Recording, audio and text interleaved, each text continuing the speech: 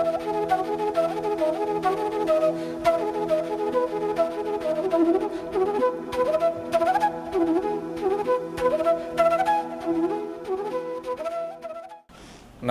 EDUSAT lecture में आप सबका स्वागत है। मित्रों, जैसा कि आप जानते हैं, हम लोग चर्चा कर रहे हैं दिल्ली विश्वविद्यालय में दाखिला के संबंध में।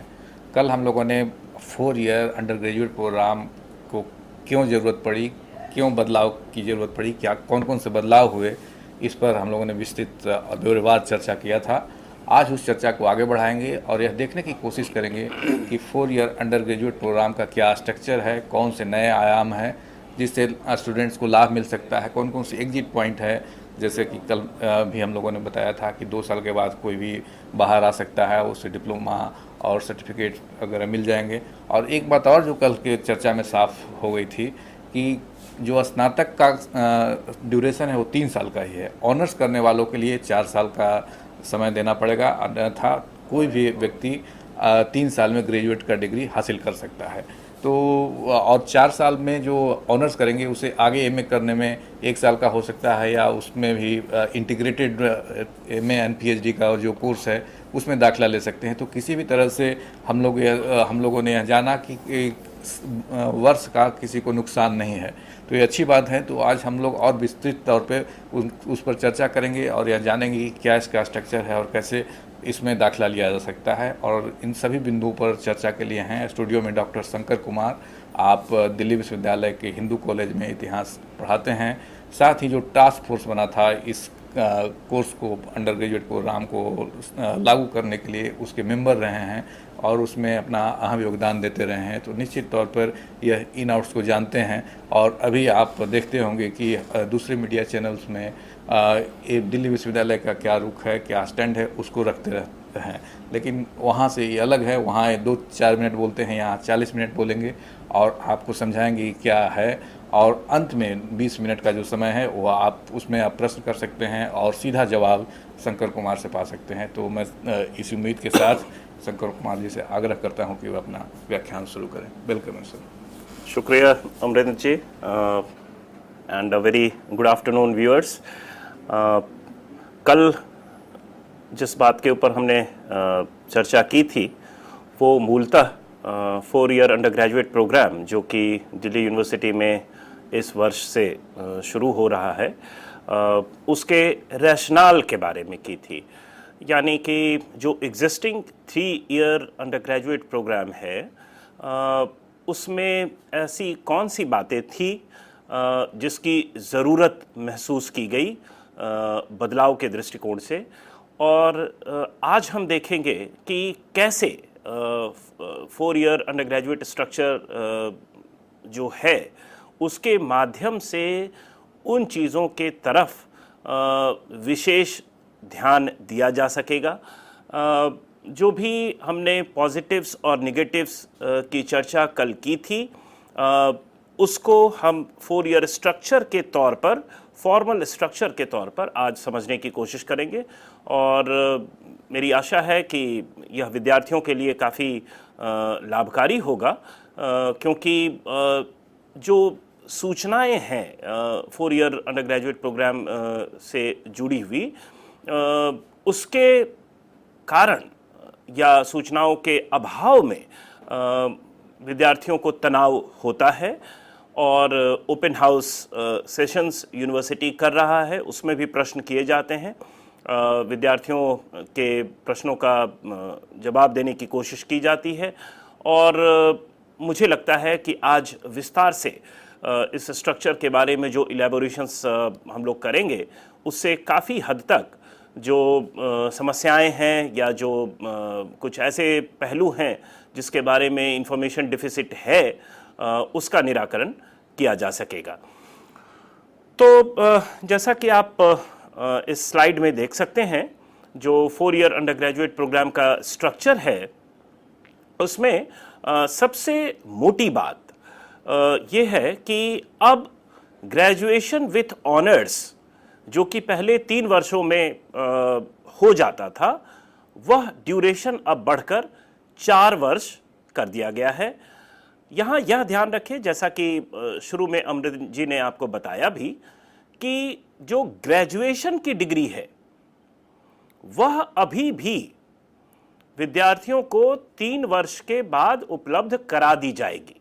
तो ग्रेजुएशन की डिग्री 3 वर्षों में मिल जाएगी, इसका प्रावधान है 4 ईयर स्ट्रक्चर में। लेकिन जो बच्चे ग्रेजुएशन के पश्चात उसे ऑनर्स में कन्वर्ट करते हैं या उसे करने की कोशिश करते हैं, उनके लिए चौथे वर्ष की अनिवार्यता है। काफ़ी इस पर विवाद हुआ कि क्या इससे वैल्यू एडिशन होगा या यह जो 1 साल बढ़ा दिया गया है इसके पीछे कौन से कारण हैं, इसको जस्टिफाई कैसे किया जाए, टाइम लॉस हो रहा है स्टूडेंट्स का। तो जिस तरह की चर्चाएं इस पर हो रही हैं और जिस तरह की बातें उभर कर सामने आ रही हैं, खास कर विद्यार्थियों के दृष्टिकोण से, तो इसीलिए मैं 1-2 प्रश्न प्रिज्यूम कर लेता हूं और उसको उसका जवाब देने की कोशिश कर रहा हूं इस दौरान।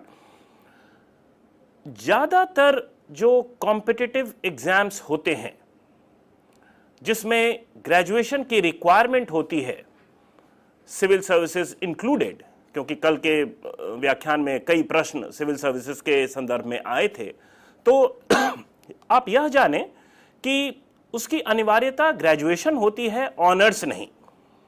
तो आप अगर इस तरह के कॉम्पिटिटिव एग्जाम्स में बैठना चाहते हैं तो बेशक आप 3 वर्षों के बाद जो ग्रेजुएशन की डिग्री होगी उसके आधार पर इन एग्जाम्स को आप ले सकते हैं।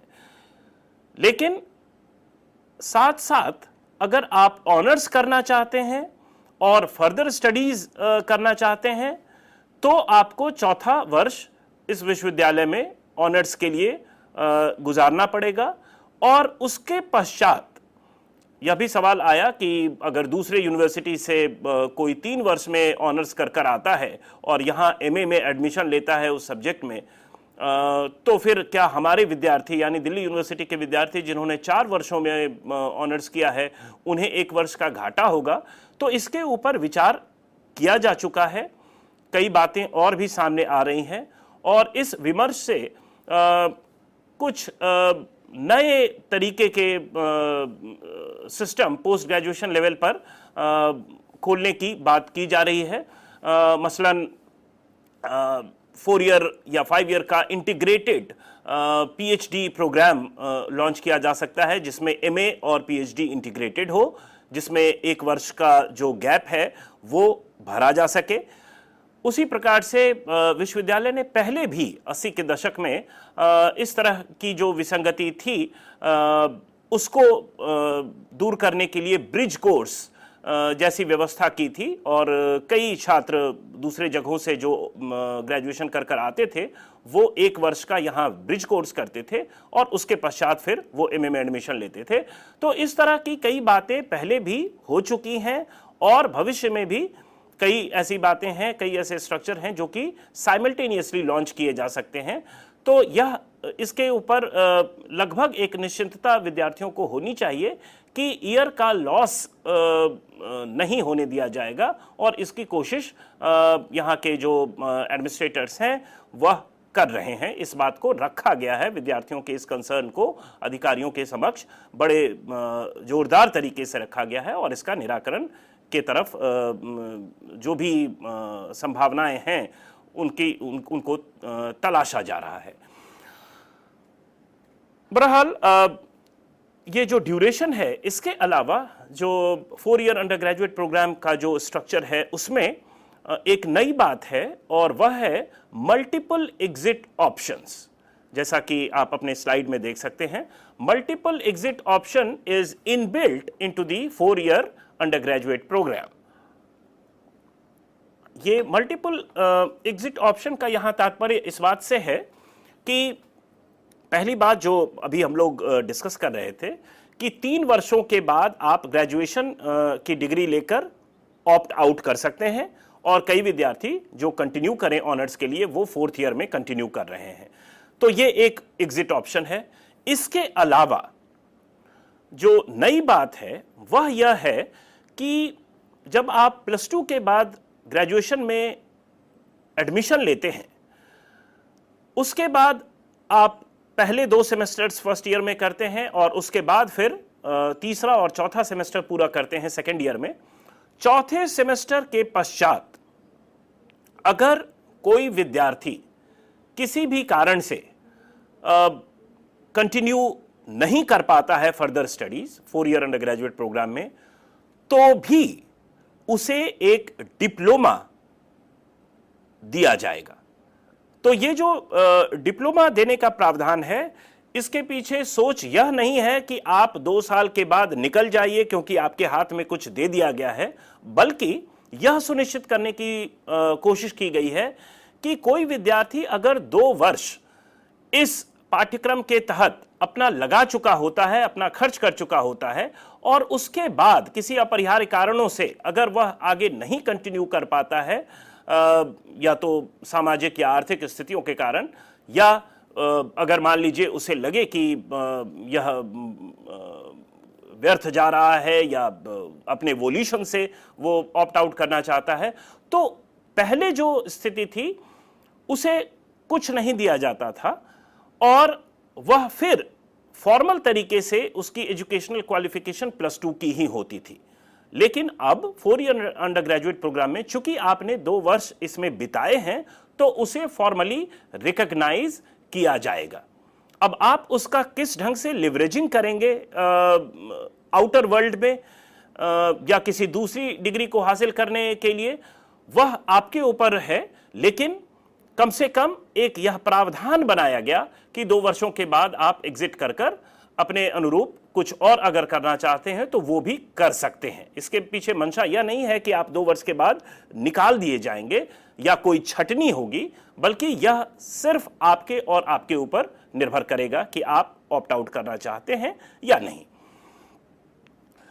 तीसरी बात 4 ईयर अंडर ग्रेजुएट प्रोग्राम के स्ट्रक्चर के संदर्भ में यह है कि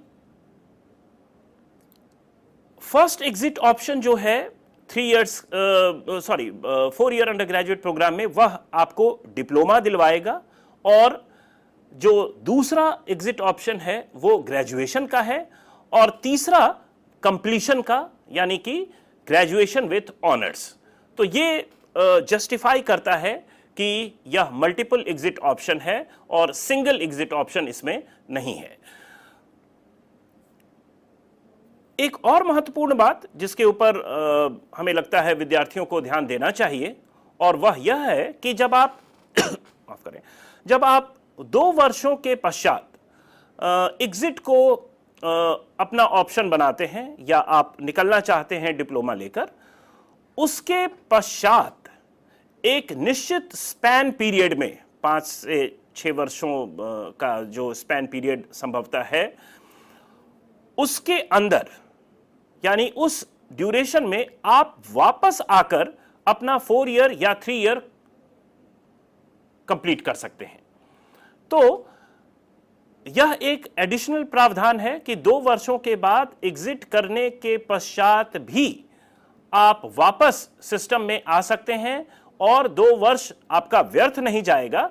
उसके ओवर एंड अबव आप 3rd और 4th ईयर को कंटिन्यू कर सकते हैं। तो अगर किसी अन्य कारणों से आपको बाहर जाना पड़ा, तो भी आपके ये 2 वर्ष जो आपने 4 ईयर अंडर ग्रेजुएट प्रोग्राम में दिल्ली यूनिवर्सिटी में बिताए हैं, वह व्यर्थ नहीं जाएगा। तो यह एक प्रावधान 4 ईयर स्ट्रक्चर में किया गया है। जैसा कि आप अपने स्लाइड में देख सकते हैं, जो कुछ अन्य बातें हैं, हाई पॉइंट्स जो हैं 4 ईयर अंडर ग्रेजुएट प्रोग्राम की, वह यह है कि 3 ईयर जो ग्रेजुएशन प्रोग्राम था, उसमें दिल्ली विश्वविद्यालय में there was a provision for marks for attendance. तो आप क्लास में आपकी उपस्थिति आपको एक निश्चित मार्क्स दिलवाती थी। हालांकि वह केवल 100 नंबर के पेपर में उसका कंपोनेंट 5 नंबर का होता था, लेकिन फिर भी परसेंटेज ऑफ अटेंडेंस को कैलकुलेट कर उस 5 मार्क्स को डिस्ट्रीब्यूट किया जाता था। अगर आपका अटेंडेंस 90% से ज़्यादा है तो आपको 5 में 5 मार्क्स मिल जाते थे, अगर उससे कम है 85 से ज़्यादा है तो 4 मिलते थे। तो इस ढंग से एक ग्रेडेशन किया गया था 3 ईयर प्रोग्राम में। 4 ईयर अंडर ग्रेजुएट प्रोग्राम में केवल अटेंडेंस के आधार पर मार्क्स मिलने की जो व्यवस्था थी उसे खत्म कर दिया गया है। हालांकि इंटरनल असेसमेंट का कंपोनेंट डिसिप्लिन 1 और डिसिप्लिन 2 पेपर्स में यथावत रखा गया है। तो इंटरनल असेसमेंट अब जो टीचर्स करेंगे प्रोजेक्ट्स के थ्रू, असाइनमेंट्स के थ्रू, डिस्कशन के थ्रू, उसमें अटेंडेंस को फॉर्मली आधार नहीं बनाया जाएगा। तो यह एक एडिशनल इंफॉर्मेशन है जो कि विद्यार्थी ध्यान में रखें। इसके अलावा एक और बात जिसकी चर्चा कल के डिस्कशन में हम लोग कर रहे थे और जिसे मैंने एक 4 ईयर अंडर ग्रेजुएट प्रोग्राम के रैशनल के तौर पर भी बताया था कि एक बड़ी संख्या है स्टूडेंट्स की, एक बड़ा भाग है स्टूडेंट्स का, लगभग 25 से 30% का, जो कि 3 वर्षों के दौरान ग्रेजुएशन के समय या इस ड्यूरेशन में वो इस डिग्री को क्लियर नहीं कर पाते थे, तो उन्हें इस पूरे सिस्टम से बाहर आना पड़ता था और वो उन्हें फोर्सफुली आप कह सकते हैं कि एग्जिट करना पड़ता था क्योंकि वो उसे क्लियर नहीं कर पा रहे थे। तो 25 से 30% एक बड़ा कंपोनेंट है स्टूडेंट्स का, क्योंकि जब एडमिशन्स होते हैं तो जो अनिवार्यता स्टूडेंट्स पूरी करते हैं उन्हीं का एडमिशन किया जाता था, और इस एडमिशन्स होने के बाद 3 वर्षों में किसी को असफल घोषित कर देना, चाहे वो 1 साल के बाद हो या 2 साल के बाद हो या इवन 3 साल के बाद हो, यह किसी भी व्यवस्था के लिए बहुत सुखद अनुभूति जैसी बात नहीं है। तो कोशिश 4 ईयर अंडर ग्रेजुएट प्रोग्राम में स्ट्रक्चर के थ्रू जिस ढंग से फाउंडेशन पेपर्स का स्प्रेड किया गया, जिस ढंग से थोड़ा ज़्यादा समय दिया गया ताकि एक विद्यार्थी अपनी अभिरुचि को जान सके और उसका वह प्रयोग कर सके अपने अध्ययन में, अपने विषय में भी, अपने विषय को भी वो ज़्यादा शार्पन कर सके उसके आधार पर, उन पर्सपेक्टिव्स के आधार पर। तो यहाँ कोशिश थी कि आप पूरा सर्वे कर कर स्टूडेंट्स की जो रियल इंटरेस्ट है उससे सब्जेक्ट के इंटरेस्ट को जोड़ दें, और इसी के लिए फाउंडेशन पेपर्स का एक बड़ा लैटरल स्प्रेड सा पहले 2 साल में 4 ईयर में दिखता है, जो कि मूलतः हैंड्स ऑन है और जिसके माध्यम से एक विद्यार्थी अपनी रुचि को समझ सकता है, जो इनर कॉलिंग है, जो उसका एप्टीट्यूड है, उसके अनुरूप वह विषय वस्तु खोज सकता है। हालांकि पिछले डिस्कशन में हम लोगों ने यह चर्चा किया था कि यह स्वतंत्रता इस अभिरुचि को जानने के बाद वो DC1 में उसका उपयोग सीधे तौर पर नहीं कर सकता, क्योंकि DC1 फिक्स्ड है, उसने एडमिशन के समय ही उसे ले लिया है। लेकिन निश्चित रूप से DC2 पेपर जो है, जिसकी संख्या 6 है, तो वो DC2 पेपर वो अपने चॉइस के हिसाब से वो स्टूडेंट ले सकता है। तो ये एक मसला है। और दूसरा जो चूंकि 30% और 25% फेलियर की बात हो रही थी, तो यहाँ अब चूंकि पेपर्स ज़्यादा हैं, ज़्यादा डाइवर्सिफाइड हैं, तो पास क्राइटेरिया स्टूडेंट्स के लिए अब सब्जेक्ट वाइज ना होकर या पेपर वाइज ना होकर एग्रीगेट टर्म्स में है। तो या 40% या 45% आप अगर एग्रीगेट लाते हैं, यानी सभी विषयों को मिलाकर, सभी पेपर्स को मिलाकर अगर आपका स्कोर 40 to 45% है, तो आप पास करते हैं, आप उस अंडर ग्रेजुएट प्रोग्राम को क्लियर कर लेते हैं। पहले आपको इंडिविजुअल पेपर्स में भी क्लियरेंस की जरूरत होती थी, तो यह अनिवार्यता दूर की गई है ताकि इस पूरी प्रक्रिया में जब आप ज़्यादा से ज़्यादा विषयों को सर्वे कर रहे हैं, उसे अपने एम्बिट में ला रहे हैं, तो संभव है कि सभी विषयों में आप बराबर रुचि मेंटेन न कर पाएं, तो इसका घाटा आपके रिजल्ट में परिलक्षित न होगा, बल्कि आप एग्रीगेट टर्म्स में पास या फेल घोषित किए जाएंगे। तो ये एक बड़ा महत्वपूर्ण एंगल है जो कि खास कर विद्यार्थियों के दृष्टिकोण से उन्हें जानना बहुत ही जरूरी है। तीसरा जो माफ करें क्योंकि कई पॉइंट्स हम लोग पहले डिस्कस कर चुके हैं, तो ये जो नेक्स्ट एस्पेक्ट है इसका 4 ईयर अंडर ग्रेजुएट प्रोग्राम का, उसमें अगर आप पेपर्स के पूरे स्प्रेड को समझना चाहें तो इसमें कई किस्म के पेपर्स हैं। पिछले डिस्कशन में हम लोगों ने बात की थी 3 इयर्स में ऑनर्स पेपर्स होते थे, कुछ कंपलसरी जिसमें पास करना होता था उस तरह के पेपर्स होते थे, कुछ इलेक्टिव कॉन्करेंट पेपर्स होते थे। तो अब वो सिस्टम हटकर 11 फाउंडेशन पेपर्स होंगे जो कि पहले 2 वर्षों में स्प्रेड आउट होंगे। यानी कि 11 कंपलसरी फाउंडेशन पेपर्स हर एक स्टूडेंट को, चाहे आप मैथमेटिक्स के विद्यार्थी हो, चाहे आप फिजिक्स के विद्यार्थी हो, चाहे आप संस्कृत या कॉमर्स के विद्यार्थी हो, सबों को 11 फाउंडेशन पेपर्स पढ़ना अनिवार्य है और यह पहले 2 वर्षों में कर लिया जाएगा, यानी पहले 4 सेमेस्टर्स में कर लिए जाएंगे। यहां ध्यान देने की बात यह है कि यह फुल फ्लेजेड पेपर नहीं है। ये जो फाउंडेशन पेपर्स हैं वो केवल 1 वीक में 3 लेक्चर्स के पेपर हैं, जिसमें से एक लेक्चर जो है वो डिस्कशन के लिए डेडिकेटेड होगा। तो अगर आप एक सप्ताह में 5 या 6 लेक्चर्स की परिकल्पना कर रहे हैं आप अपने मेन पेपर के लिए, तो यहां फाउंडेशन पेपर में लगभग 2 पेपर आपका उसमें कवर हो जाता है। तो स्टूडेंट के लिए जो वर्कलोड है, स्टूडेंट के लिए जो पेपर लोड है, वो मूलतः 2 फाउंडेशन पेपर मिलकर 1 पेपर का लोड बनता है। और ये जो फाउंडेशन पेपर्स हैं, ये जैसा मैंने आपको कहा कि पहले 2 वर्षों में आप सारे फाउंडेशन पेपर्स को क्लियर कर चुके होंगे। ये जो फाउंडेशन पेपर्स के पीछे की फिलॉसफी है, इसके ऊपर पिछले डिस्कशन में हम लोगों ने चर्चा की थी। यहां मैं केवल यह याद दिला दूं कि ये जो फाउंडेशन पेपर्स हैं वो समकालीन भारत की जो समस्याएं हैं, जो चैलेंजेस हैं, जो चुनौतियां हैं, उनको आइडेंटिफाई कर अलग अलग विषय, जैसे उसके ऊपर उन समस्याओं या उन चैलेंजेस के ऊपर ऐतिहासिक दृष्टिकोण क्या हो सकता है, उसके ऊपर अर्थशास्त्र किस ढंग से उन चीज़ों को देखता है, उन चुनौतियों को कैसे देखता है या उसका निराकरण कैसे करने की कोशिश करता है, या पॉलिटिकल साइंस उसे कैसे देखता है, या मैथमेटिकल जो एबिलिटी है कैसे उन चीज़ों के अराउंड वीव की जा सकती है।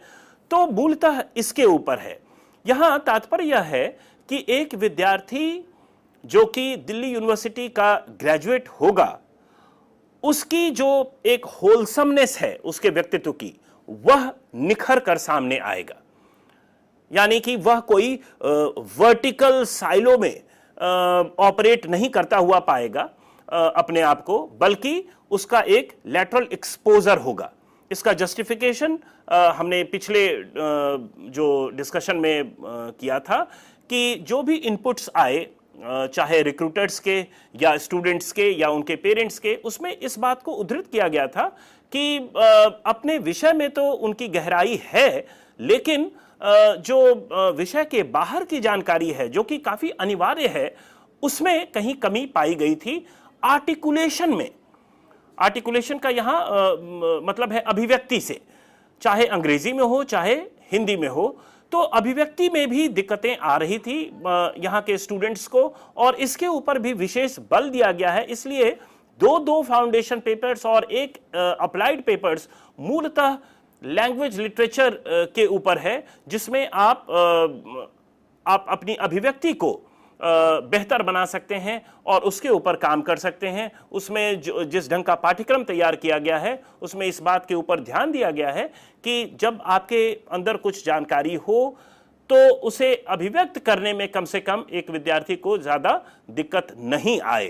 तो ये जो फाउंडेशन पेपर्स हैं, उसके पीछे की जो अवधारणा है वह, जैसा मैंने आपको बताया, कि एक स्टूडेंट को वो अलाउ करता है अपने इनर कॉलिंग को आइडेंटिफाई करने का, लोकेट करने का, क्योंकि वह ज्यादा विषयों और ज्यादा परिपेक्ष, अलग अलग विषयों के जो परिपेक्ष होते हैं उससे वह अवगत हो रहा होता है, और उसमें कहीं अगर वो अपने इंडिविजुअल इंटरेस्ट को, अपने एक्सपीरियंस को रिलेट कर पाता है, तो उससे जो इंटरेस्ट जगेगा विषय के प्रति उस विद्यार्थी का, उससे जो क्वालिटी ऑफ नॉलेज एक्विजिशन है, चाहे वो DC1 या DC2 का है, वह काफी बदल जाता है। और इसी के लिए इसे हैंड्स ऑन रखा गया है। ये फाउंडेशन पेपर्स बहुत लाइट रखे गए हैं, बहुत हल्का रखा गया है। लाइट का यहां मतलब एलिमेंट्री से नहीं है, ऐसा नहीं है कि आप 10वीं या 12वीं कक्षा में जो पढ़ चुके हैं उसी का रीहैश या उसी का रिपीट आपको करना है, बल्कि लाइट कंटेंट के तौर पर जो उसका टोटल डेंसिटी है कोर्स कंटेंट का, उसे काफी ट्रिम कर रखा गया है, ताकि बहुत ज्यादा बोझ स्टूडेंट्स को नहीं हो, वो इसको रिलिश कर पाएं, वो इसका मजा ले पाएं इन पेपर्स का। और साथ साथ चूंकि ये हैंड्स ऑन है, तो आप मूलतः उससे बिल्कुल आपका सरोकार डायरेक्ट बने।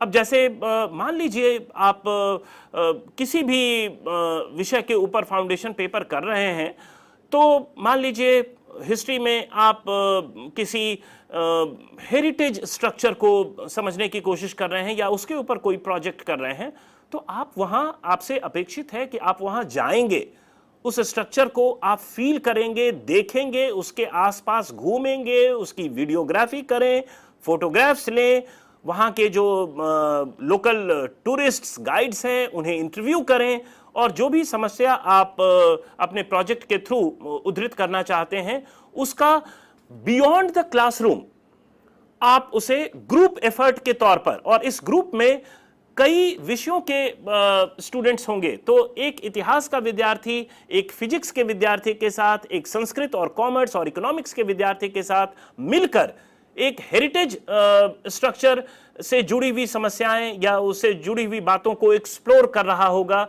और उसका आउटसाइड द क्लासरूम एक प्रोजेक्ट तैयार कर रहा है। और इसमें टीचर्स का जो रोल है वह एक मेंटरिंग का है, वह एक आप कह सकते हैं कि बहुत डायरेक्ट अपफ्रंट रोल नहीं है, बल्कि केवल उसे गाइड करने का है, केवल उसे मार्गदर्शन करने का है। अगर उसे कहीं कठिनाई हो रही है किसी प्रोजेक्ट में, तो एक टीचर उन्हें बता रहा है कि भाई आप यहां जा सकते हैं इस प्रकार की सूचना को अर्जित करने के लिए, या इसे आप इस एंगल से भी एक्सप्लोर कर सकते हैं। तो इस तरह की बातें हैं। और इसलिए जो स्थानीय समस्याएं हैं, जो या आप कहें कि समस्याओं का जो स्थानीय रूप है, उसको आप देखेंगे, उसे क्लासरूम में एक्सप्लेन कर देना थ्योरेटिकल बेसिस पर, वो अलग बात है, उसकी भी मेरिट्स हैं, उसे नकारा नहीं जा रहा है। DC1 और DC2 में वह बखूबी किया जाएगा, लेकिन यह उतना ही महत्वपूर्ण है कि आप उसे डायरेक्ट तौर पर एक्सपीरियंस करें, आप उसे देखें। अगर मान लीजिए जेंडर के ऊपर कुछ इशू है, खप पंचायत हैं जिसके ऊपर कई बातें की जाती है समाजशास्त्रियों के द्वारा और राजनीतिक विश्लेषकों के द्वारा, लेकिन अगर आप स्टूडेंट्स को वहां भेजते हैं, वहां वो खुद उनसे मिलकर आता है, उनकी बातों को समझता है और उसके बाद उसका क्रिटिक तैयार करता है, तो इसमें जो क्वालिटी है नॉलेज एक्विजिशन का या जो इंफॉर्मेशन का, वह काफी इनरिच होता है। तो ये इसलिए ये जो फाउंडेशन पेपर्स हैं वो पेडागॉजिकली, यानी जो पढ़ाने का जो तरीका है वह भी इसका अलग है। केवल विषय वस्तु ही इसका अलग नहीं है, बल्कि पढ़ाने का तरीका भी अलग है, क्योंकि यह प्रोजेक्ट बेस्ड है, हैंड्स ऑन है और पार्टिसिपेटिव है, और इसमें इंटरडिसिप्लिनरी कंपोनेंट काफी रिच है, क्योंकि साथ ही साथ आप कई विषयों के फाउंडेशन पेपर्स कर रहे होंगे।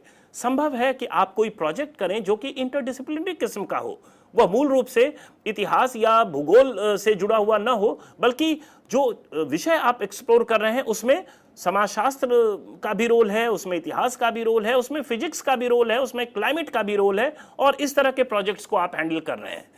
तो ये जो पीयर लर्निंग है। पीयर लर्निंग का यहां तात्पर्य है कि आप अपने सहभागियों से, अपने सहपाठियों के माध्यम से भी जो नॉलेज एक्वायर कर रहे हैं उसका भी फॉर्मल एक प्रावधान इसमें रखा गया है और इसका फायदा स्टूडेंट्स को हो सकता है। तो ये है फाउंडेशन पेपर्स के पीछे की फिलॉसफी और ऐसा माना गया है कि पहले 2 वर्षों में इस तरह के 11 फाउंडेशन पेपर्स के माध्यम से जो स्टूडेंट की जो अंडरस्टैंडिंग है, जो उसका नजरिया है, वह पहले की अपेक्षा क्वालिटेटिवली डिफरेंट होगा और ज्यादा रियलिस्टिक होगा। वह अपने जमीन से और समस्याओं और चुनौतियों से बिल्कुल जुड़ा हुआ होगा। तो वो आप कहिए कि हाई स्पीड ट्रैक पर केवल घूम नहीं रहा हो थियोरेटिकली, बल्कि वह समस्याओं के बिल्कुल भीतर जाकर उसकी फर्स्ट हैंड फील ले चुका है और उसके बाद जो उसका थियोरेटिकल इंप्लीकेशन है उसको आप DC1 और DC2 के थ्रू एड्रेस कर रहे हैं। तो मुझे लगता है कि बड़ा एक एक्साइटिंग प्रोस्पेक्ट है स्टूडेंट्स के लिए। टीचर्स के लिए भी बड़ा चैलेंजिंग है क्योंकि एक दूसरे पेडागोजिकल मेथड की इसमें ज़रूरत है।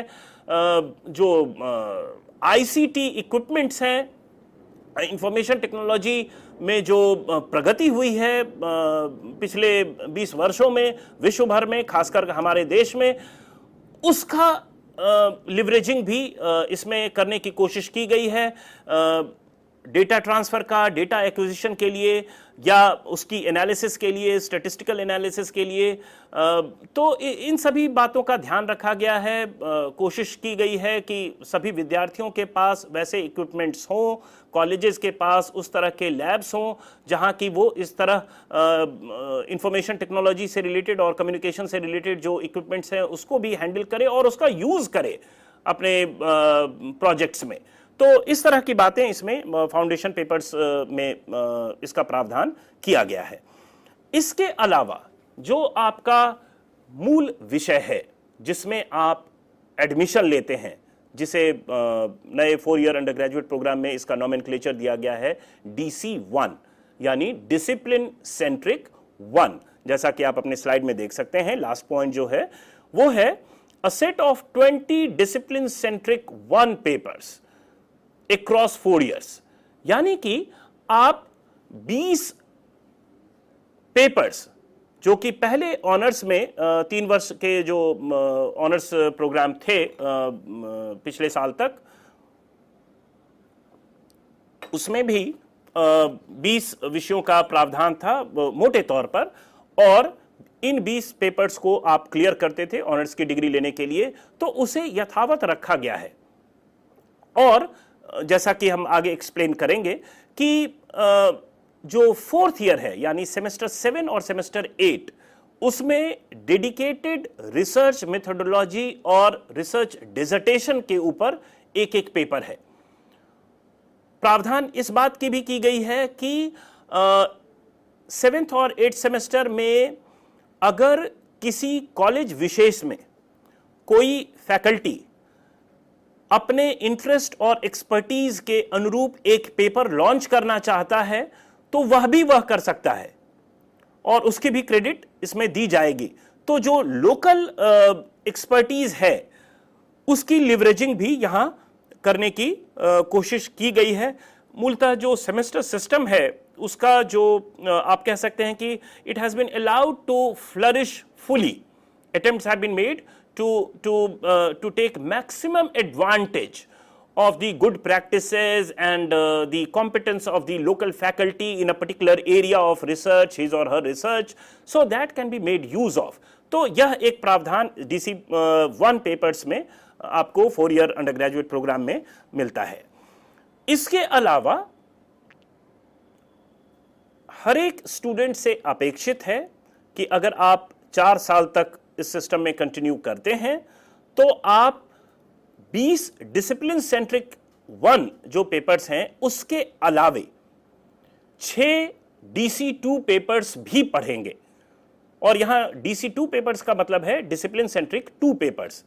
तो यह पेपर आपका DC1 पेपर से अलग होगा और इस पर कोई रिस्ट्रिक्शन नहीं है, कोई कॉम्बिनेशन ऐसा नहीं बनाया गया है कि अगर आप फिजिक्स कर रहे हैं तो आप केमिस्ट्री ही करेंगे या बॉटनी ही करेंगे या जूलॉजी ही करेंगे, बल्कि this has been left open.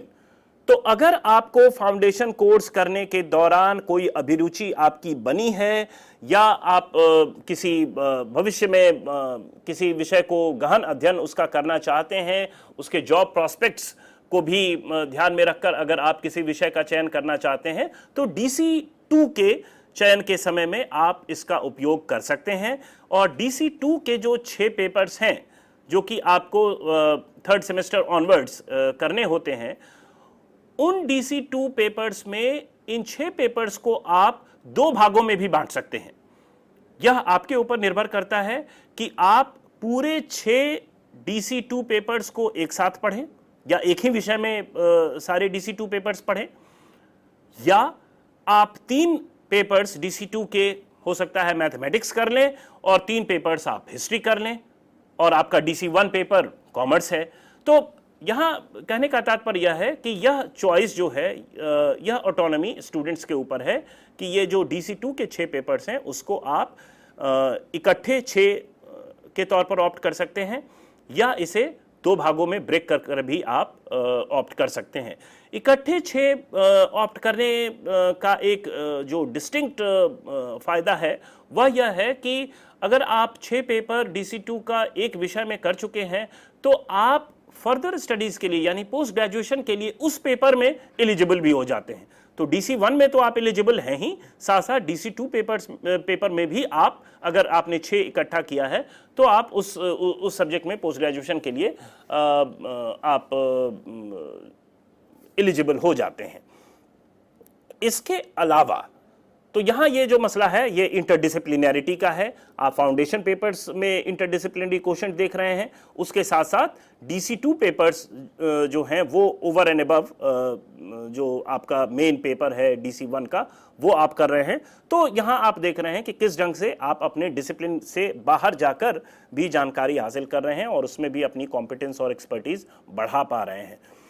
तो ये जो इंटरडिसिप्लिनरी या ट्रांसडिसिप्लिनरी की बात कल हम लोग कर रहे थे, उसका जो प्रोविजन इस स्ट्रक्चर में है वो आपको यहां दिख रहा है। इसके अलावा यानी कि 6 डिसिप्लिन सेंट्रिक 2 पेपर्स के अलावा 4 ईयर अंडर ग्रेजुएट प्रोग्राम में 5 अप्लाइड पेपर्स का भी प्रावधान है जो कि 2nd सेमेस्टर से शुरू हो जाएगा। और इन 5 अप्लाइड कोर्सेज में एक कोर्स सबों के लिए कंपलसरी है, तो उसे आप फाउंडेशन के तौर पर ही मान लीजिए, जिसकी चर्चा हम लोग पहले कर रहे थे, लैंग्वेज लिटरेचर का। इस तो इफेक्टिवली हर एक DC1 पेपर के 4 अप्लाइड कोर्सेज फ्लोट किए जाएंगे। यानी अगर मैं हिस्ट्री डिपार्टमेंट में हूं तो मैं अपने कॉलेज में, हमारा डिपार्टमेंट 4 हिस्ट्री से जुड़ा अप्लाइड पेपर भी फ्लोट करेगा, जिसे कोई भी स्टूडेंट, केवल हिस्ट्री का नहीं बल्कि हिस्ट्री के बाहर के भी स्टूडेंट उसे ऑप्ट कर पाएंगे। उसी प्रकार अगर दूसरे डिपार्टमेंट के जो लोग हैं वह भी फिजिक्स के भी 4 application papers, application courses float किए जाएंगे जिसे कोई भी सब्सक्राइब कर सकता है। और यहां एप्लीकेशन पेपर्स का यहां तात्पर्य है उस किस्म के पेपर से जिसमें जो थ्योरेटिकल नॉलेज आप एक्वायर करते हैं DC1 या DC2 के माध्यम से, उसको आप क्रियान्वित कैसे करते हैं, उसे आप अमल में कैसे लाते हैं रोजमर्रा के जीवन में, उसका जो उसकी प्रासंगिकता डे टू डे लाइफ में क्या है, जॉब पॉइंट ऑफ व्यू से जो स्किल रिक्वायर्ड है। मान लीजिए अगर आप हिस्ट्री के स्टूडेंट हैं और म्यूजियोलॉजी या कंजर्वेशन या हेरिटेज या टूरिज्म या मैन्युस्क्रिप्ट्स, तो इस तरह के कुछ ऐसे काम हैं जो कि जिसमें एक विषय के स्टूडेंट्स को थोड़ा ज्यादा एज मिला हुआ होता है, लेकिन स्किल, ये क्रिटिकल स्किल के अभाव में वह उस जॉब से वंचित रह जाता है। और बाद में आप देखेंगे कि एक परिपाटी बनी हुई है कि उसके बाद आप कई सर्टिफिकेट कोर्स इधर उधर से करने की कोशिश करते हैं। और यहां 4 ईयर अंडर ग्रेजुएट प्रोग्राम में आप इस प्रोग्राम के अंदर ही उस तरह के एप्लीकेशन कोर्सेज को कर चुके होंगे जिसका सीधा आपको असर आपकी जॉब रेडीनेस में दिखेगा।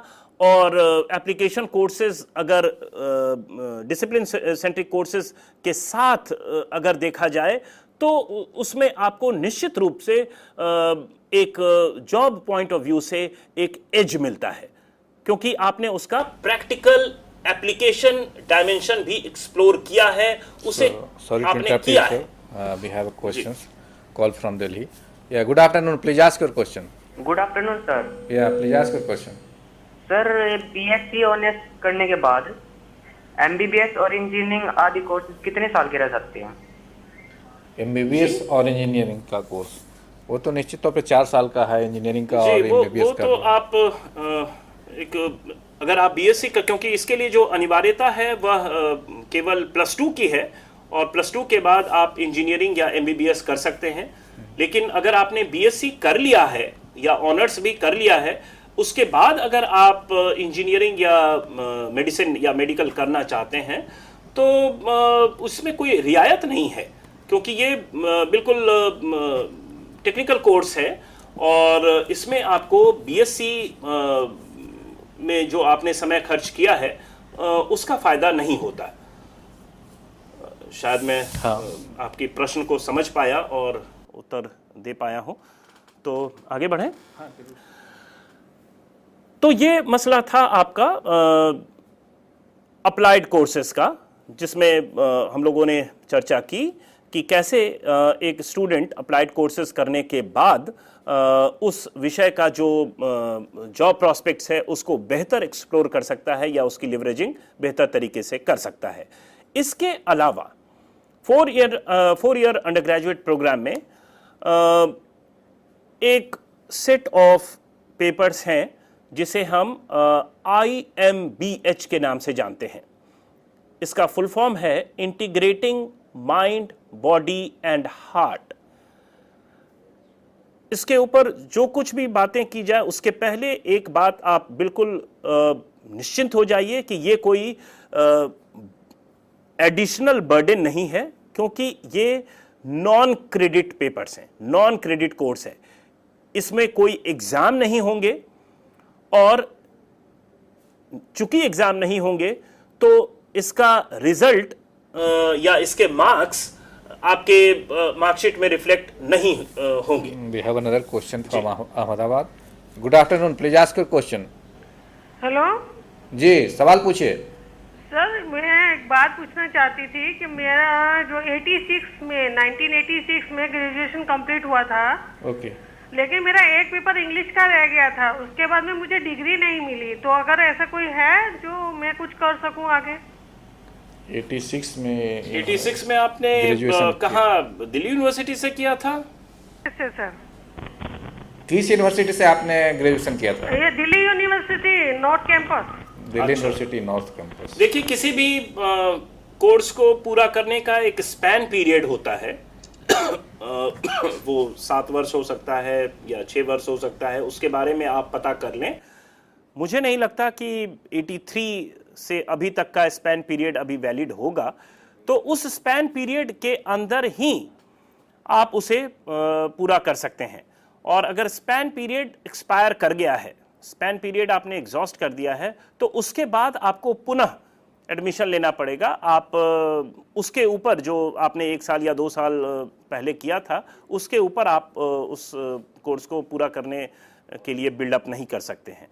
तो मुझे लगता है कि ये आपके स्पैन पीरियड के बाहर का मामला होगा। हाँ, तो जो हम लोग integrating mind, body and heart की बात कर रहे थे, और ये एक नॉन क्रेडिट पेपर है।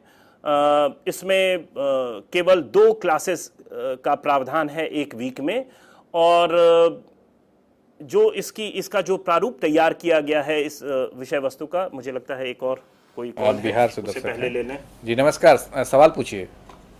हाँ, गुड आफ्टरनून सर। जी सवाल पूछिए। सर मैं पूछना चाह रहा था कि सर जो डिसिप्लिन 2 का जो कोर्स है, जी सर डिसिप्लिन 2 में मैं क्या सिर्फ उन्हीं कोर्सों को चुन सकता हूँ जो मेरे DC 1 वाले कॉलेज में पढ़ाई हो रहा हो? इनका कहना है कि जो इंटरडिसिप्लिनरी की आप बात कर रहे हैं तो ये तो वही सब्जेक्ट चूज कर सकते हैं जो कॉलेज में पढ़ाया जा रहा हो, अलग से नहीं कर सकते हैं जो इनका इंटरेस्ट हो। जी अगर ऐसे परिस्थिति में स्टूडेंट्स क्या कर सकता है? जी मैं आपकी बात समझ पाया। आप यह मानकर चलिए कि जिस भी कॉलेज में आप DC 1 कर रहे हैं उस कॉलेज में DC 2 तो अनिवार्य रूप से है, क्योंकि वही फैकल्टी आपको DC 2 पढ़ा रहा है।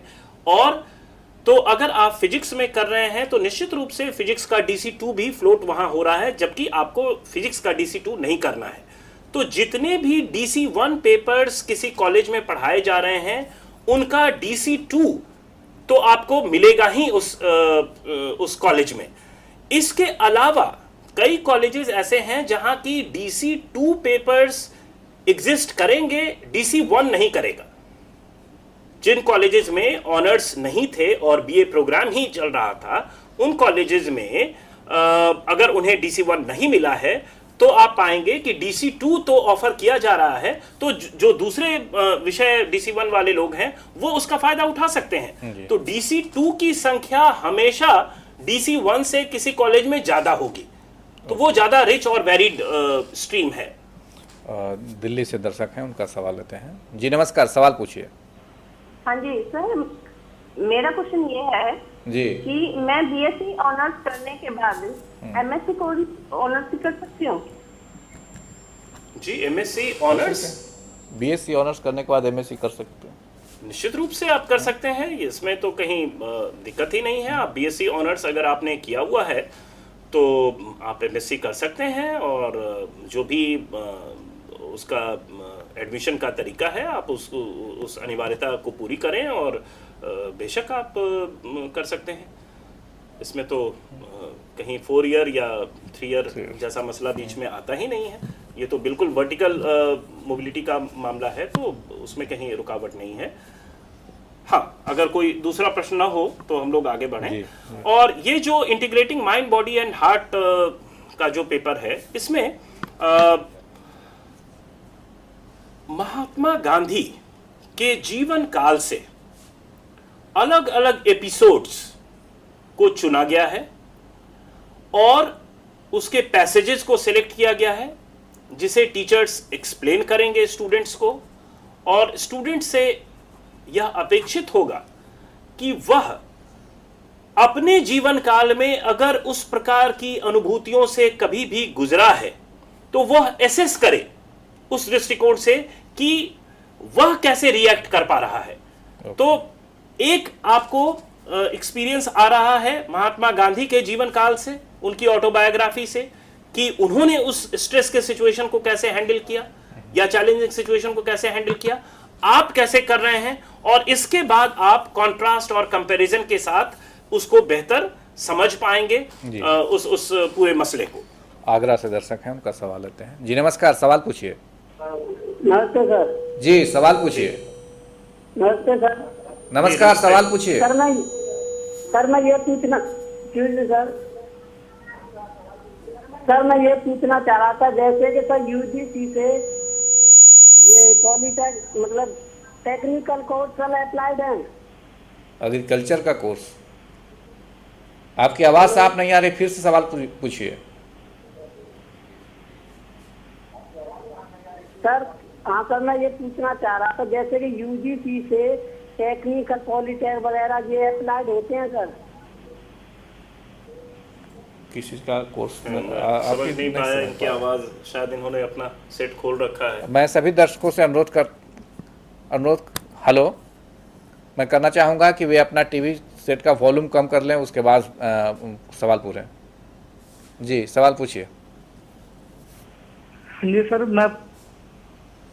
मैंने अभी 12th पास किया है जी, और सर मैं पूछ रहा हूँ सर, क्या मैं वो DU और साथ में प्रोफेशनल कोर्स ज्वाइन कर सकता हूँ?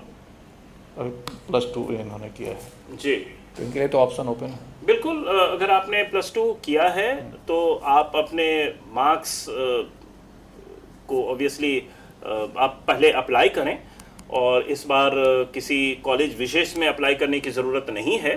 तो DU का एक सेंट्रलाइज्ड फॉर्म है, उसमें आप अपने मार्क्स को अंकित करें और उसके बाद अलग अलग कॉलेजेस अपना कट ऑफ निकालेंगे और उसमें आप अपने मार्क्स को उससे कंपेयर कीजिए। अगर आप किसी भी कॉलेज के कट ऑफ के अंदर आपका मार्क्स है तो आप उस कॉलेज में जाकर सीधा दाखिला ले सकते हैं जिस विषय में आप दाखिला चाहते हैं और जिसके कट ऑफ के अंदर आप आ रहे हैं। बाकी अनिवार्यताएं जो भी है, अगर आप उसे पूरी करते हैं तो कोई रुकावट नहीं है। आप बिल्कुल 4 ईयर अंडर ग्रेजुएट प्रोग्राम में DC1 आप चूज़ कीजिए और एडमिशन लीजिए। DC1 को थोड़ा ब्रीफली एक्सप्लेन कर सकते जी, DC1 आप ऐसे मानिए कि पहले जो एडमिशन्स होते थे कि आप मैथमेटिक्स ऑनर्स में एडमिशन ले रहे हैं या फिजिक्स ऑनर्स में एडमिशन ले रहे हैं, तो उसी ढंग से आप ऑनर्स की जगह आप उसे DC1 मानकर चलिए और वो आपका ऑनर्स पेपर होगा। ऑनर्स आपको DC1 में ही मिलेगा। जितने भी पेपर हैं वो सारे DC1 में आ जाएंगे। जी, तो 20 पेपर्स आपको उस DC1 का क्लियर करना होगा और इसी DC1 स्ट्रीम में आपको ऑनर्स मिलेगा 3 साल में, 4 वर्षों में, 4 वर्षों में आपको करना होगा। अगर आपने 3 साल के बाद एग्जिट किया है तो आपको बैचलर की डिग्री मिलेगी। इस पर चर्चा करेंगे, which is equivalent to BA programme. Agra से दर्शक हैं, उनका सवाल आते हैं। जी नमस्कार, सवाल पूछिए। जी सर मेरा क्वेश्चन था सर कि जैसे UGC से ये टेक्निकल कोर्स अप्लाइड हैं सर? हाँ, टेक्निकल कोर्सेज हैं, बहुत सारे टेक्निकल कोर्सेज UGC से अप्रूव्ड हैं। AICT एक संस्था है जो टेक्निकल कोर्सेज को अप्रूवल देता है। तो आप जिस भी टेक्निकल कोर्स में एडमिशन लेना चाहते हैं पहले देख लें कि AICT जी जैसे AICT है, ऐसे UGC है। हाँ जी, सवाल क्या था आपका? इनका सवाल है सर ये संस्थाएं UGC से हैं सर, मतलब अप्लाइड हैं? हाँ, UGC या AICT से अप्रूव्ड है तो उस कोर्स में आप दाखिला ले सकते हैं, इसमें कोई दिक्कत नहीं है। जी, दूसरा सवाल हम लोग चर्चा कर रहे थे DC1 के बारे में। तो जिस तरह से हम लोग पहले मध्य प्रदेश से दर्शक हैं, उनका सवाल लेते हैं। जी नमस्कार, सवाल पूछिए। हेलो सर, नमस्कार, मैं श्रीकांत मिश्रा बोल रहा हूँ। जी नमस्कार, सवाल पूछिए। सर ये 12th के बाद BA-MS करना चाहता हूँ sir. BA honours? BA-MS sir, doctor degree. Doctor degree है जी, ये मैं जानना चाहता था कि डिस्टेंस कोर्स होते हैं क्या इसके? अच्छा, BA-MS डॉक्टर्स का डिग्री है जी, वो कहना चाह रहे। देखिए, वो एक दूसरा स्ट्रीम है और उसके लिए अलग एग्जाम्स होते हैं, उसमें सीधा दाखिला ऐसा नहीं होता। तो आपको जो इंजीनियरिंग मेडिकल के अलग अलग एग्जाम होते हैं, तो उसमें आप अपीयर होइए, पास करेंगे तो आपको एडमिशन मिलेगा। आजकल मेडिकल में भी एलोपैथ, होम्योपैथ, आयुर्वेद, यूनानी, सिद्धा, कई तरह के आ गए हैं। तो और आपके परफॉर्मेंस के अनुसार उसमें एडमिशन मिलता है। तो और समय समय पर CBSE के थ्रू और स्टेट बोर्ड के थ्रू उसकी आवेदन आमंत्रित किया जाता है। तो उसको आप ध्यान में रखिए और उसको फिलअप करिए, देन आप एडमिशन ले सकते हैं। हरियाणा से दर्शक हैं, उनका सवाल लेते हैं। जी नमस्कार, सवाल पूछिए। नमस्कार सर। जी सर, मैं ये जानना चाहता हूँ सर, जो सर दिल्ली यूनिवर्सिटी से अपना ग्रेजुएशन प्रोग्राम 3 ईयर का सर चला रहे हैं सर, उसको जो अब 2nd ईयर में आ गया सर, उसके ऊपर तो सर 4 ईयर इसका प्रोग्राम का कोई इफेक्ट नहीं पड़ेगा ना सर? हाँ बिल्कुल, ये कल भी एक प्रश्न आया था, तो आप बिल्कुल निश्चिंत रहिए। अगर आप पिछले साल आपने एडमिशन लिया है या आप 2nd ईयर में हैं या इवन आप 1st ईयर में भी हैं, तो भी जो भी एडमिशन्स पिछले वर्ष हुए थे उनका जो स्ट्रक्चर है वो 3 ईयर का ही रहेगा। और ये जो 4 ईयर वाला मामला है, ये केवल इस साल जो एडमिशन लेंगे, इस जुलाई में जो एडमिशन्स होंगे उनके लिए है। ये इसका रेट्रोस्पेक्टिव एप्लीकेशन नहीं है। तो जो पहले के स्टूडेंट हैं वो तो 3 साल में ही अपनी डिग्री हासिल करेंगे ऑनर्स की। अच्छा, जैसे पहले था कि ऑनर्स लोग हिस्ट्री में लिया या फिजिक्स में लिया, तो 1st ईयर से ही 2 पेपर फिजिक्स के देने होते थे और अलग पेपर देने होते थे। तो DC1 DC1 भी काइंड ऑफ वैसा ही हुआ। 20 पेपर, तो 20 पेपर के कुछ पेपर्स फर्स्ट ईयर में देने बिल्कुल पड़ेंगे? बिल्कुल। फर्स्ट सेमेस्टर में आपको DC1 के 2 पेपर करने हैं, सेकंड में भी आप 2 पेपर करेंगे, और जैसे जैसे आप फोर्थ ईयर की तरफ बढ़ेंगे DC1 का जो 20 कंसंट्रेशन है हाँ। वो बढ़ता जाएगा, और जो बाकी पेपर्स हैं फाउंडेशन पेपर्स वो कम होते जाएंगे। तो आप धीरे धीरे आप अपने सब्जेक्ट में स्पेशलाइज करते जाएंगे और DC1 कंपोनेंट बढ़ता जाएगा, और बाकी जो एलाइड कंपोनेंट्स हैं इसके फाउंडेशन पेपर्स के या अप्लाइड कोर्सेज के, चर्चा करेंगे, वो कम होता जाएगा। दिल्ली से दर्शक उनका सवाल लेते हैं। अच्छा तो 2 पेपर DC1 का देना पड़ेगा और बाकी जो फाउंडेशन पेपर्स हैं वो भी देने पड़ेंगे, वो भी आप साथ साथ करते रहेंगे। तो मीन्स जो पहले के दृष्टिकोण से इसको अगर चर्चा करें तो जिस पेपर में आपने ऑनर्स का एडमिशन लिया है 2 पेपर उसके और 11 जो फाउंडेशन पेपर हैं वो चूज करने पड़ेंगे और सबको कंपलसरी है? वो कंपलसरी है। और 11 पेपर जो है वो आप एक सेमेस्टर में नहीं करेंगे, पहले सेमेस्टर में 4 करेंगे, दूसरे में 4 करेंगे, उसके बाद फिर तीसरे और चौथे सेमेस्टर में 3 या 2 जो भी बनता है वो करेंगे। और उसके साथ साथ आप DC1 पेपर कर रहे होंगे। DC1 जो आपका मेन पेपर है, 2 पेपर हर सेमेस्टर में करने हैं। शुरुआती 2 सेमेस्टर्स में 2 पेपर, उसके बाद इसकी संख्या बढ़ती जाती है, क्योंकि आपको 4 वर्ष के दौरान 20 पेपर्स क्लियर करने हैं। तो आप देखेंगे कि जैसे आप 3rd, 4th, 5th, 6th semester में जाएंगे, DC1 पेपर्स की जो संख्या है वो बढ़ती जाएगी। तो ये वैसे ही है जैसे ऑनर्स में पहले होता था। उत्तर प्रदेश से दर्शक है, उनका सवाल लेते हैं। जी नमस्कार, सवाल पूछिए। जी मैं ये जानना चाहता हूँ, मेरा भाई है विनीत यादव, वो जो है अभी जो है 10+2 किया, ठीक है, अभी रिजल्ट नहीं आए हुए हैं, वो जो है ग्रेजुएशन करना चाहता है, तो किस यूनिवर्सिटी से करे वो जो बेटर रहेगा? देखिए आप खुद बता रहे हैं कि रिजल्ट भी नहीं आया है, और यह सवाल आपने पूछा है कि कहाँ से करें। मैं तो दिल्ली विश्वविद्यालय से जुड़ा हुआ हूँ, मैं ज़रूर चाहूँगा कि आप यहाँ आएँ और इस का फ़ायदा उठाएं। अदरवाइज चॉइस इज़ योर्स, आप जहाँ से भी करना चाहें आप स्वतंत्र रूप से वो करें, अपनी अभिरुचि का ध्यान रखें और उसके अनुरूप आप एडमिशन्स लें। अगर आप यहाँ के कट ऑफ में आ रहे हैं निश्चित रूप से आप यहाँ आइए। एक बात यहाँ कहना आवश्यक होगा, क्योंकि सभी विश्वविद्यालय में अच्छे प्रोफेसर्स हैं, अच्छे कोर्सेज हैं, तो यह कहना कि कोई भी विश्वविद्यालय अच्छा है कोई ख़राब है ठीक नहीं होगा। ये डिपेंड करता है स्टूडेंट्स पर कि वो आप कैसे पढ़ें और उनकी क्या सुविधा है, कहाँ वो एडमिशन ले सकते हैं, उसके अनुसार करें। एक गंगानगर से कॉल है, उस लेते हैं। नमस्कार, सवाल पूछिए। हाँ सर, मेरा सवाल ये जी है कि ये जो ऑनर का सवाल है ये फ्यूचर में कॉरेस्पॉन्डेंस या डिस्टेंस एजुकेशन से भी होगा सर? आपकी आवाज़ साफ नहीं आ रही है, फिर से सवाल पूछिए। तो ये जो 4 ईयर कोर्स चला रहे हैं ये फ्यूचर में कॉरेस्पॉन्डेंस या distance education okay okay okay okay ये जो कोर्स इंट्रोड्यूस किया जा रहा है क्या फ्यूचर में कॉरेस्पॉन्डेंस या अन्य तरह से भी उपलब्ध होगा? हाँ, ये अभी फिलहाल जो कॉरेस्पॉन्डेंस के माध्यम से या स्कूल ऑफ ओपन लर्निंग के माध्यम से या नॉन कॉलेजिएट के माध्यम से जो पढ़ाई होती है दिल्ली यूनिवर्सिटी में, तो वहाँ अभी ये लागू नहीं हुआ है, ये केवल रेगुलर कोर्सेज में लागू हुआ है। तो स्कूल ऑफ ओपन लर्निंग या कॉरेस्पॉन्डेंस या नॉन कॉलेजिएट में वो पुराना सिस्टम ही अभी चल रहा है और आगे वो ही चलेगा।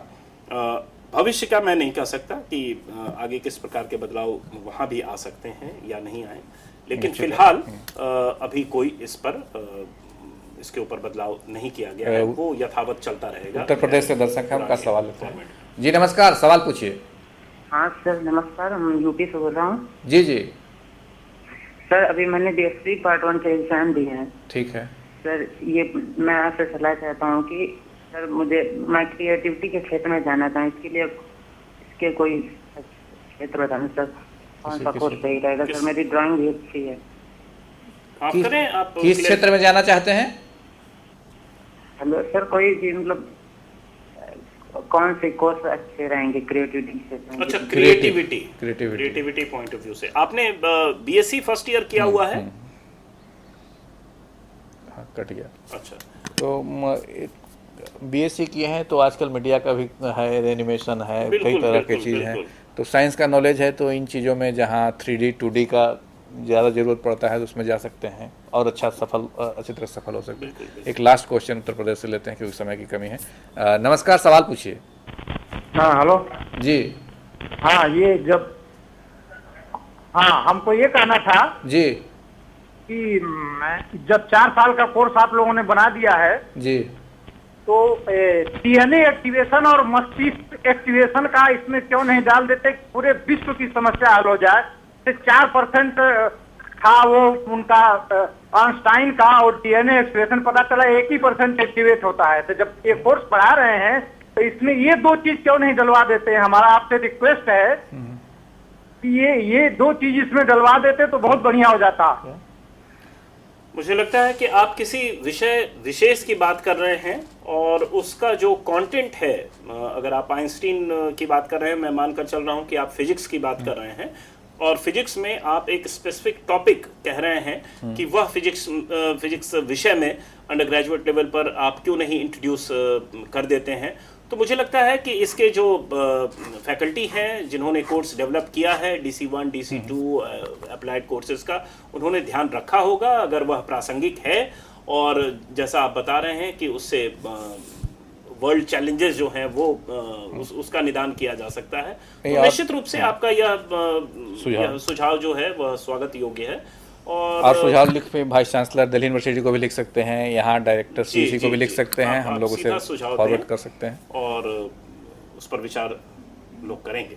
जी, तो मित्रों आज के चर्चा को यहीं विराम देते हैं। आप सबको धन्यवाद और आपकी ओर से डॉक्टर शंकर कुमार को भी बहुत बहुत धन्यवाद, जिन्होंने काफ़ी सरल भाषा में हम लोगों को 4 ईयर अंडर ग्रेजुएट प्रोग्राम को स्ट्रक्चर क्या है को समझाने की कोशिश किया। Thank you very much. Thank you.